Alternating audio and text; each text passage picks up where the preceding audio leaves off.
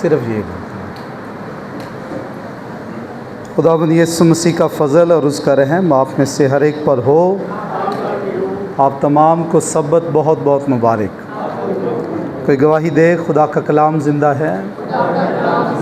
खुदावंद यीशु मसीह मुर्दों में से जी उठे। खुदावंद यीशु मसीह का लहू हमें तमाम गुनाहों से पाक करता है। ऐ मसीह रहम कर, ऐ खुदा रहम कर। ऐ खुदावंद यीशु मसीह की सलीबी मौत के वसीला से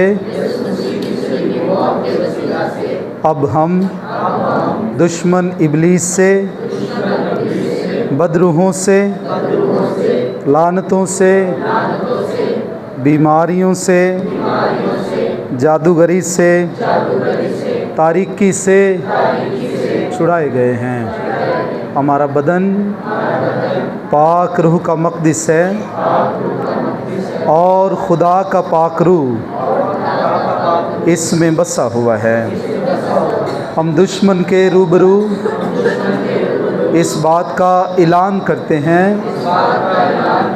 कि अब हम यीशु मसीह के वसीला से पूरे तौर पर महफूज हैं। आमीन। कलाम खुदा में लिखा है, उसमें ज़िंदगी थी और वो ज़िंदगी आदमियों का नूर थी, और नूर तारीकी में चमकता है, लेकिन तारीकी ने उसे कबूल नहीं किया। लेकिन जितनों ने कबूल किया, हाँ जी सदरक भाई, जितनों ने कबूल किया उसने उन्हें खुदा के फर्जंद होने का हक बख्शा है। Praise God. इसलिए हम उसे अब्बा कहते हैं, बाप, क्योंकि हमारा उसके साथ क्या है, एक रिश्ता है। मसीह पर ईमान लाने के बाइस देखिए कैसा खूबसूरत एक पहलू है बाइबल मुक़द्दस का कि आप और मैं उसके बेटे और बेटियां हैं। कोई गवाही देगा कि मैं खुदावंद यीशु मसीह पर ईमान लाने के बाइस खुदा बाप का बच्चा हूँ। Praise God. खुदा बाप की बेटी हूँ। आमीन। Praise God. इस बात को हर रोज़ डिक्लेयर किया करें। जब आप ईमान से कोई चीज़ डिलीवर करते हैं, उसके असरात आप देखेंगे। सही है। और याद रखिए, लिखा है कि अगर बेटे हैं तो मसीह के हम मिरास हैं, यानी जो कुछ मसीह का है साबिर भाई वो मेरा है। आमीन। तो ये क्लेम करना चाहिए कि नहीं? पता है, जिन्होंने इंश्योरेंस कंपनी में इंश्योर्ड किया होता है अपने आप को, तो क्या करते हैं, बाद में क्लेम किया जाता है कि नहीं? हाँ, देखिए मरने के बाद भी लोग क्लेम करते हैं, उनके जो रिश्तेदार हैं, जी हमें ये चीज़ें दी जाएं। खैर, आज इस कलाम के जो हवाला हमने पढ़ा है, ये ज़बूर 67 है और उसकी पहली या पूरे ज़बूर की 7 आयात हैं, सिर्फ 7 आयात। लेकिन मैं समझता हूँ पूरी बाइबल मुक़द्दस इसी चैप्टर पर है। ये बड़ा बुनियादी अकीदा, बाइबल मुक़द्दस की बुनियाद और इंसान के लिए बड़ी उम्मीद का चश्मा है ये ज़बूर। अब आज इसके कॉन्टेक्स्ट को जब समझेंगे तो आपको पता लगेगा कि हकीकत में इसी पर बाइबल मुक़द्दस खड़ी है। तो क्या लिखा है? खुदा हम पर रहम करे और हमको बरकत बख्शे और अपने चेहरे को हम पर जलवा गर फरमाए, ताकि तेरी राह ज़मीन पर ज़ाहिर हो जाए और तेरी निजात सब कौमों पर। आए खुदा, लोग तेरी तारीफ़ करें, सब लोग तेरी तारीफ़ करें, उम्मतें खुश हों और खुशी से ललकारें, क्योंकि तू रास्ती से लोगों की अदालत करेगा और ज़मीन की उम्मतों पर हुकूमत करेगा। ऐ खुदा, लोग तेरी तारीफ़ करें, सब लोग तेरी तारीफ करें, ज़मीन ने अपनी पैदावार दे दी। खुदा यानी हमारा खुदा हमको बरकत देगा, खुदा हमको बरकत देगा और ज़मीन की इंतहा तक सब लोग उसका डर मानेंगे। आमीन। Praise God. खुदावंद आपको बरकत दे। आज का जो इस ज़बूर का मरकज़ी पैगाम है वो बरकत है। हर शख्स चाहता है कि उसे बरकत मिल जाए, ऐसे ही गैर अक़वाम हों या हम अपनी कौम की बाबत सोचें तो हर शख्स ये चाहता है कि हम क्या पा जाएं, बरकत पा जाएं। मैंने बूढ़े और बुज़ुर्गों को भी देखा, जब वो बेटियों बच्चों को प्यार देते हैं तो वो साथ में ये अल्फाज भी कहते हैं, खुदावंद आपको बरकत। सही। लेकिन आज बरकत के सही मायने बाइबल मुक़द्दस हमें बताएगी। जब बुज़ुर्ग दाऊद ने ये ज़बूर लिखा तो उसके जहन में चल क्या रहा था। देखिए, इंस्पिरेशन होती है ना कोई, जब कोई पोइट या कोई शायर जब कोई चीज़ लिखता है बूटा साहब, तो पहले उसके जहन में क्या होता है, एक वाक़या या एक खाका उसके जहन में होता है। अच्छा, चूँकि मैं भी शायर हूँ छोटा मोटा, तो जब भी मुझे अशार आए तो कोई ना कोई वाक़या रूनुमा आता है और उसके बाद कोई ना कोई चीज़ मेरे जहन में उतरती और वो ख्याल फिर मैं तहरीर करता हूँ। बेशक रूहुल कुद्दस लिखवा रहा है बुज़ुर्ग दाऊद को, लेकिन बुज़ुर्ग दाऊद के अंदर जो हलचल मची हुई है या जो कुछ वो इंस्पिरेशन चल रही है वो है क्या, इसको समझना बहुत ज़रूरी। क्योंकि बुज़ुर्ग दाऊद जो था वो खुदा के आइन और कवानीन से क्या था पता है। एक ही वक्त में बुज़ुर्ग दाऊद के पास दो बरकत थी, डुबल बरकत का मालिक था। कलाम खुदा में याद रखिए कि वो प्रॉफिट भी है, नबी भी, सही है। और आपको पता है कि जो नबी हैं उनको खुदा के जो ख्याल हैं, इल्हाम हैं, वो समझ में आना शुरू हो जाते हैं कि खुदा बोल क्या रहा। और नबियों को खुदा का मुंह भी इसीलिए कहा जाता है, they are the mouth of God. खुदा का चैनल है कि खुदा उनके ज़रिया से इंसान तक अपनी बात को मुंतकिल करता है। तो जब बुज़ुर्ग दाऊद ये बात लिख रहा है तो उसके जहन में क्या ख्याल था, आइए वो बाइबल हमें बताती है कहाँ से ये ख्याल लिया कि खुदा हमको बरकत दे और अपने चेहरे को हम पर जलवागर फरमाए। ज़रा मेरे साथ निकालिए बुक ऑफ नंबर्स, गिनती की किताब, 6वां बाब, उसकी 22वीं आयत से लेकर हम पढ़ेंगे 27वीं आयत तक।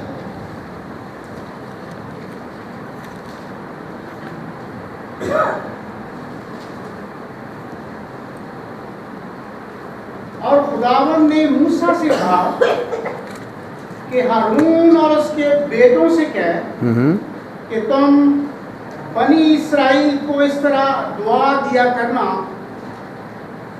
तुम उनसे कहना, खुदावन तुझे बरकत दे और तुझे महफूज रखे। खुदावन अपना चेहरा तुझ पर जलवागर फरमाए और तुझ पर मेहरबान रहे। खुदावन अपना चेहरा तेरी तरफ मुतवज्जे करे और तुझे सलामती बख्शे जी। इस तरह वो मेरे नाम को बनी इस्राएल पर रखें और मैं उनको बख्शूं। आमीन। आपको समझ आई है बात कि बुज़ुर्ग दाऊद के जो जहन में कलाम आया वो आया कहाँ से है। जब हम गुफ्तगू कर रहे होते हैं तो जब पारी साहब एकदम से हवाला कोई देते हैं तो वो ख्याल कहाँ से आता है, इस कलाम से। तो इसी तरह से जब बुज़ुर्ग दाऊद ये बात लिख रहे हैं, लेकिन आगे बताऊंगा कि खुदा ने कुछ एडिशनल चीज़ें उसमें उस ज़बूर के साथ ऐड कर दी थी जिसकी पहले वाज़े तौर पर समझ नहीं आई। जैसे लिखा, रसूल कहता है कि अब हमें आईने में धुंधला सा, हकीकत में जो बातें आपको और मुझे बड़ी वाज़े नज़र आ गई है ना आज, पहले इब्तदाई कलीसिया को और ईमानदारों को और अहले यहूद को उनकी पूरी समझ नहीं थी, सही है। लेकिन आज आप और मैं खुदा का शुक्र अदा करें कि हमें पूरी समझ आ गई है। खैर, तो खुदा का खादम यहाँ जो बात करता है वो हारूनी, या जो काहिनों को कहा गया था, सरदार काहिन बुजुर्ग हारून को कहा गया कि जब तू मेरी कौम को बरकत दे तो इस तरह से बरकत दे। The way he was taught, you have deliver the blessings this way, इस तरह से क्या करना, तू बरकत देना, अपनी मर्जी नहीं करनी। सो प्रीचिंग में भी कोशिश करें कि जो कलाम कह रहा है उसको सामने रखें। सो बाइबल मुकद्दस में यहाँ पर लिखा है कि खुदावंद तुझे बरकत दे और तुझे महफूज रखे, खुदावंद अपना चेहरा तुझ पर जलवा गर फरमाए। सेम अल्फाज वहीं बुजुर्ग दाऊद ने कहे, लेकिन अब इस ज़बूर को दोबारा से रिवाइज करने का क्या मतलब था? अगर ज़बूर 67 उसकी 6ठी और 7वीं देखें तो फिर आपको इसका मतलब पता लगेगा।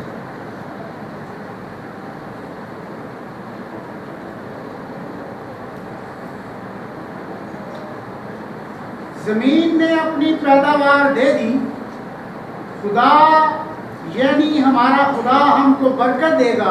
अच्छा, यहाँ पर यह नहीं लिखा कि खुदावन हमारा खुदा हमें बरकत दे चुका, ये नहीं लिखा हुआ। क्या लिखा है? मुस्तकबिल का हवाला है, मुस्तकबिल की बात हो रही है कि खुदा हमारा खुदा हमको बरकत देगा। ये फ्यूचर की बात हो रही है। खुदा नबुवती तौर पर उसके मुंह में ये अल्फाज डाल रहा है। वाइल ही वॉज राइटिंग, वो एक पुरुम्मीद बरकत को देखता है जो आने वाली है, जो अभी आई नहीं है। जी आगे। खुदा हमको बरकत देगा और जमीन की इंतहा तक सब लोग उसका डर मानेंगे। अब खुदा कह रहा है कि वो तुम्हें बरकत देगा और ज़मीन की इंतहा तक सब लोग क्या करेंगे? उसका डर मानेंगे। आइए थोड़ा सा और पीछे चलते हैं, और पैदाइश की किताब में भी इसका इजहार किया गया है। पैदाइश 12वां बाब ज़रा निकालिए और उसकी पहली चंद आयात, यहाँ पर उसकी तस्वीर दिखाई गई है इस बरकत की। जी जी। और खुदा ने इब्राहिम से कहा कि तू अपने वतन और अपने नातेदारों के बीच से और अपने बाप के घर से निकलकर उस मुल्क में जा जो मैं तुझे दिखाऊंगा, और मैं तुझे एक बड़ी कौम बनाऊंगा और बरकत दूंगा और तेरा नाम सरफराज करूंगा, सो तू बाइसे बरकत हो। जी जी आगे। जो तुझे मुबारक कहें उनको मैं बरकत दूंगा, और जो तुझ पर लानत करें उस पर मैं लानत करूंगा, और जमीन के सब कबीले तेरे वसीला से बरकत करूंगा। आमीन। अब बाइबल मुकद्दस में खुदा ने 3 काम किए उसके लिए और वादा किया कि मैं तुझे एक बड़ी कौम बनाऊंगा। बुजुर्ग अब्राहम से ये वादा किया गया, जो पहले अब्राहम थे। बड़ी कौम बनाऊंगा और फिर बरकत दूंगा और फिर तुझे क्या करूंगा? सरफराज करूंगा। लेकिन एक जो आगे आयत है, तीसरी आयत, इसमें लिखा है ज़मीन के सब कबीले। कितने कबीले भाई? सब कबीले। यहाँ पर कोई एक्सेप्शंस नहीं है। एक्सेप्शन समझते हैं ना? कहते हैं जी मैं सबको प्यार करता हूँ एक्सेप्ट इस आदमी के।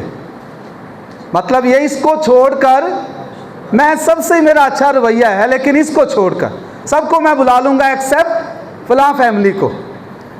तो खुदा ने यहाँ पर एक्सेप्शन नहीं की कि अच्छा मैं फलां कौम को तो बरकत दूंगा लेकिन इसको बरकत नहीं दूंगा। There is no exception from God. बगैर किसी डिस्क्रिमिनेशन के यहाँ पर एक वादा किया गया बरकत का, और वो बरकत कहाँ पर फ्लो करेगी? सब कबीलों तक वो जाएगी। लेकिन किन के थ्रू जाएगी? बुजुर्ग अब्राहम के वसीला से, उसकी नस्ल के वसीला से ये फ्लो करेगी और सब कबीलों तक ये पहुंचेगी। आमीन। अब मैंने आपको इसका कॉन्टेक्स्ट समझाया है। अब ये बरकत है क्या? आइए बाइबल मुकद्दस में से देखते हैं।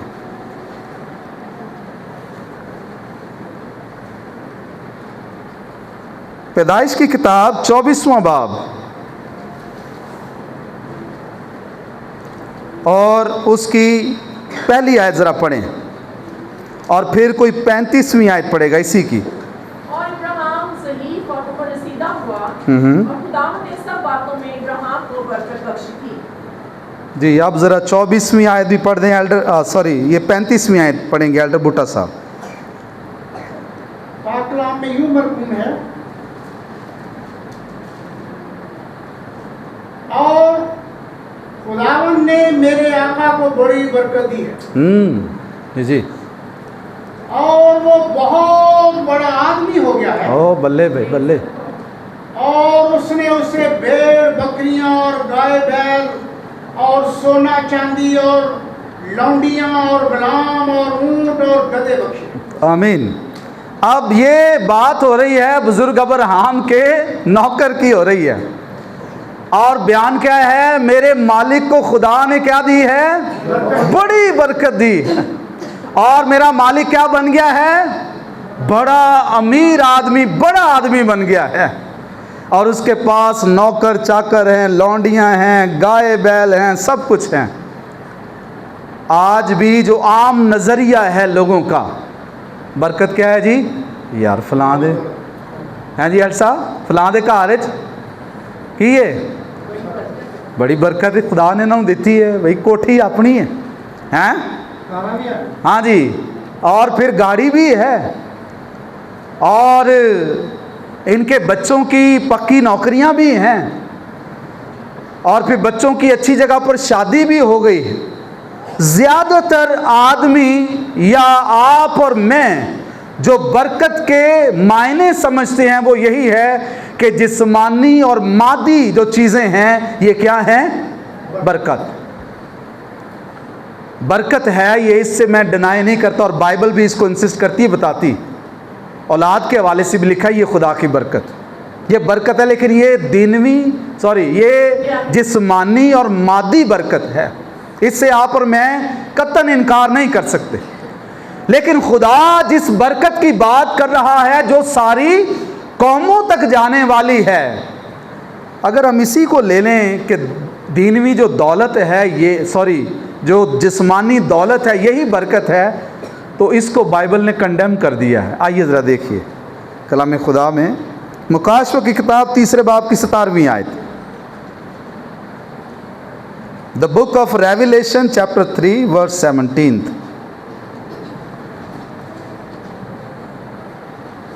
ये लुदीकिया की कलीसिया से बात हो रही है, आखिरी कलीसिया है ये। और चूंकि तू कहता है हाँ कि मैं दौलतमंद हूँ और मालदार बन गया हूँ, ओ बल्ले भाई बल्ले, जी जी, और किसी चीज का मोहताज नहीं, और ये नहीं जानता कि तू कमबख्त और खार और गरीब और अंधा और नंगा है। बाइबल मुकद्दस में एक दावा पेश किया गया, ये लुदीकिया की कलीसिया की बाबत है, और वहाँ की जो कलीसिया थी बड़ी वेल एस्टेब्लिश्ड हो गई थी, कारोबारी इलाका था, बहुत कुछ उनके पास माल आ गया था, और आपको पता है जनाब माल पे क्या है, दमाल, ऐसे ही, और हुस्न के साथ नज़ाकत है। उनका जो एटीट्यूड था, उनका जो रवैया था वो बड़ा एरोगेंट सा हो गया। जब वो वेल्थी हो गए, जब अमीर हो गए, तो समझने लगे कि हम क्या हो गए हैं, दौलतमंद हो गए हैं। तो जब दौलतमंद हो गए तो फिर खुदा ने भी इस बात को क्या किया है भाई, नोटिस किया। And now let's see how God responses, खुदा कैसे उनको रिस्पॉन्स कर रहा है। वाइल द गॉड रिस्पॉन्डेड, तो खुदा ने क्या कहा कि तू क्या है तू तो कहता है मैं क्या हो गया हूँ, दौलतमंद हो गया हूँ, लेकिन तू क्या है, कम बख्त है। और आगे के अल्फाज क्या, तो आडा पड़ा। जेड़ा बंदा ख्वार होवे अमीर हो सकता है जी, जेड़ा बंदा ख्वार होवे, जलील ख्वार होवे अमीर हो सकता, दसो आम तौर पे बेचारा इधर तो धक्के खाते फिर वो अमीर हो सकता नहीं। फिर आगे गरीब, और बाइबल उसको कह रही है, वो कह रहा है मैं अमीर हूँ, वो कलीसिया कहती है मैं अमीर हूँ, लेकिन खुदा कह रहा है कि गरीब है तू। अब वजह क्या हो गई? आइए ज़रा इसके मुकाबले में एक और अल्फाज, एक हवाला देख लें। मुकाशफत दूसरे बाब की 9वीं आयत।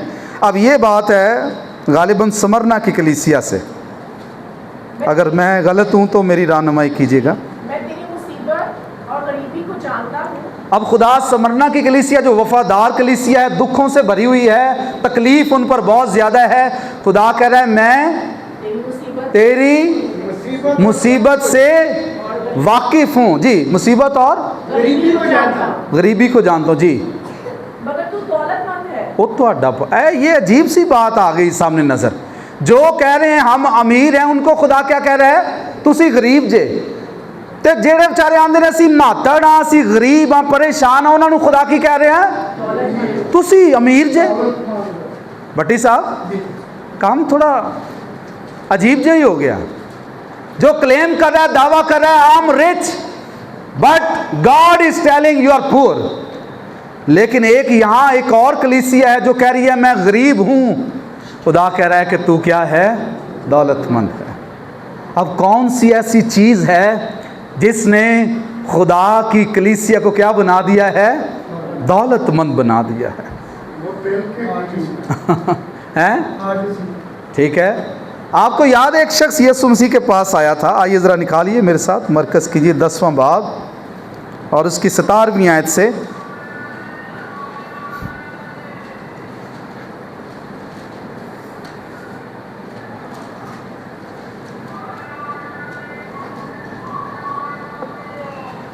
और जब वो बाहर निकलकर राह में जा रहा था तो एक शख्स दौड़ता हुआ उसके पास आया और उसके आगे घुटने टेक कर उससे पूछने लगा, ऐ नेक उस्ताद, मैं क्या करूं कि हमेशा की जिंदगी का वारिस बनूं? यीशु ने उससे कहा, मुझे क्यों नेक कहता है? कोई नेक नहीं मगर एक, यानी खुदा। तो हुक्मों को तो जानता है। अच्छा, एक मैं आपको बात समझा दूं। जब मुलाकात हुई है इस आदमी से, तो खुदावन यीशु मसीह से जब मुखातब हुआ है, ये अमीर आदमी था, और क्या कहा उसने? ऐ नेक उस्ताद। अच्छा, आपको बता दूं, चूँकि कॉन्टेक्स्ट कई दफ़ा समझ ना आए तो फिर बात की समझ नहीं आती। बात क्या हो रही? अहले यहूद में ऐसा था, उनका ये नज़रिया था, अकीदा था कि कोई भी शख्स नेक नहीं है। नोबडी। आगे जाके रसूल फरमाते हैं ना, कोई नेक नहीं, एक भी नहीं। नहीं, वो बात कहते हैं रूमियों के कलीसिया के नाम, कहते हैं एक भी नेक नहीं है। बल्कि उनका अकीदा जो अहले यहूद का था वो ये था कि सिर्फ खुदा नेक हो सकता है या है, उसके अलावा कोई नेक। अब वो खुदावंद यीशु मसीह के पास आया है और अल्फाज क्या हैं उसके? ऐ नेक उस्ताद। तो यीशु मसीह का आगे क्या रिस्पॉन्स है? क्या कहा? यीशु ने कहा कि तू मुझे नेक क्यों कहता है? तेरा अकीदा तो ये कहता है कोई नेक नहीं है, तेरा अकीदे के मुताबिक तो कोई नेक नहीं है, तू मुझे नेक क्यों कह रहा है? लेकिन हाँ, अगर तुझे समझ आ गई है कि मैं खुदा हूँ तो फिर तो तू सही जगह आया है। हालेलुया। लेकिन अगर समझ नहीं है तुझे तो फिर भाई सब कुछ रद्दी कागज़ है। खैर, आगे मामला चलता है और लिखा है बाइबल मुक़द्दस में, खुदावंद यीशु मसीह से कहा कि मैं क्या करूं कि हमेशा की ज़िंदगी पाऊं। तो यीशु मसीह ने कहा कि हुक्मों से तू वाकिफ़ है? उसने कहा हाँ, मैं लड़कपन से करता आया हूँ। मसीह ने क्या कहा? तुझ में एक बात की कमी है। आज लोग बरकत पाना चाह रहे हैं, कौमें बरकत पाना चाह रही हैं, लेकिन कहीं ना कहीं कमी है। अब वो कमी क्या है? खुदा ने किस बरकत का वादा किया? आइए मुकद्दस पौलुस रसूल इस रात से पर्दा फाश करेंगे, उठाएंगे, और लिखा है मसीह में वो पर्दा उठ जाता है। आइए ज़रा निकालिए, गलतियों का ख़त है, वैसे गलतियों कहना चाहिए, गलतियों का ख़त, उसका 3रा बाब और उसकी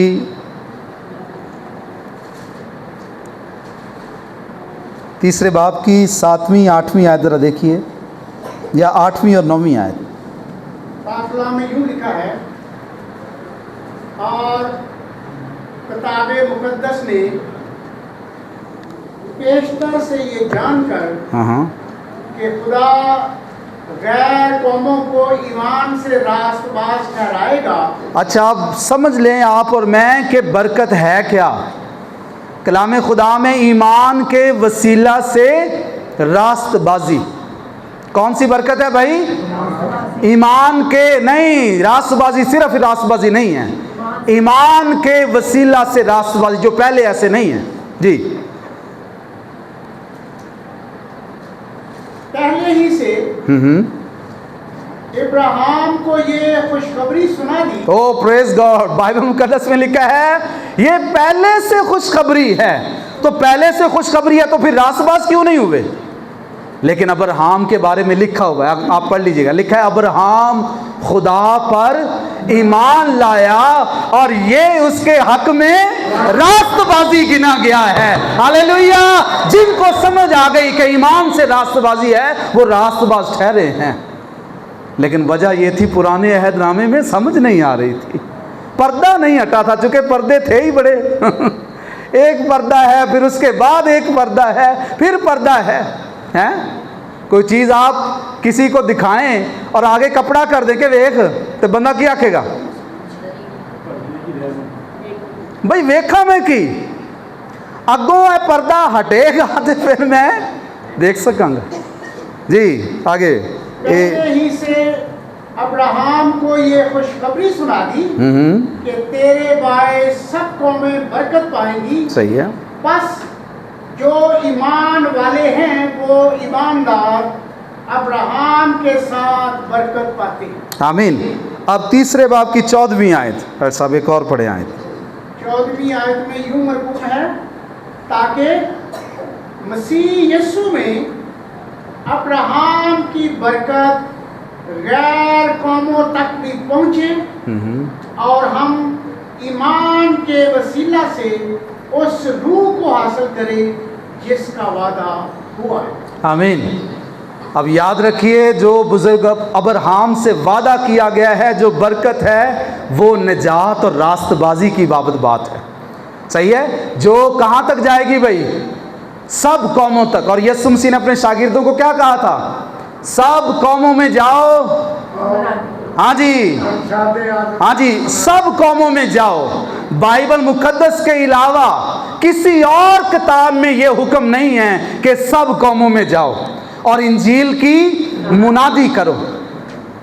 आपको याद है जब शमौन रास्तबाज ने यीशु मसीह को देखा, अच्छा विच विच कईयां नूं समझ आउण लग पई सी लेकिन ज़्यादा को समझ नहीं आई थी। जब बुजुर्ग शमौन ने देखा यीशु मसीह को गोद में लिया तो क्या कहा था एल्डर बूटा साहब? मेरी आंखों ने तेरी निजात।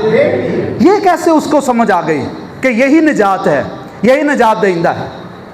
आपको याद है बुजुर्ग यूसुफ से कहा गया था उसका नाम यीशु रखना, क्योंकि वही अपने लोगों को उनके गुनाहों से निजात देगा। हालेलुया।